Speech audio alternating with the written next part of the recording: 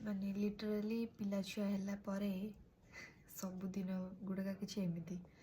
ତ 27 ତାରିଖ ଆମର ବିବାହ ବାର୍ଷିକୀ ଥିଲା, ତୃତୀୟ ବିବାହ ବାର୍ଷିକୀ। ତ ଆମେ ଭାବିଥିଲୁ କି ସକାଳୁ ଉଠିକି ମନ୍ଦିର ଯିବୁ, ଆଉ ରାତିରେ ଜିରୋ ନାଇଟ୍ ଯେତେବେଳେ 12ଟା ବାଜିବ ସେତେବେଳେ କେକ୍ ଗୋଟେ କାଟିଦେବୁ ଆଉ। ତ କାଲିଠୁ କେକ୍ ଆସିକି ଥୁଆ ହେଇଛି।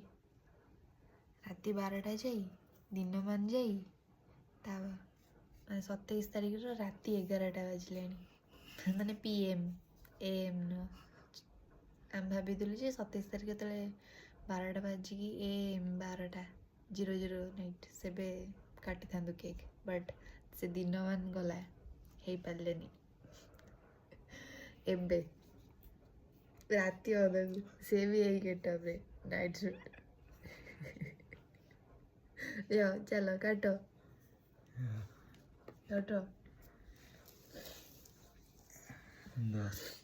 ହଁ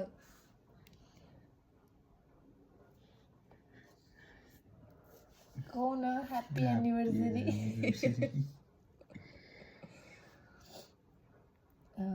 ଭେରି ଗୁଡ୍। କାଟିବନି? ବରଫ ହେଇଯାଇଛି ନା ଟିକେ। ଆଚ୍ଛା, ଏମାନେ କାଲିଠୁ କେକ୍ ଆସିକି ଫ୍ରିଜରରେ ଥୁଆ ହେଇକି ବରଫ ହେଇଗଲାଣି, ବଟ୍ କାଟିବା ପାଇଁ ସମୟ ନାହିଁ। ସକାଳୁ ଟିକେ ମନ୍ଦିର ଯାଇଥିଲୁ ଯେ, ବଟ୍ ହାପି ଆନିଭର୍ସରୀ।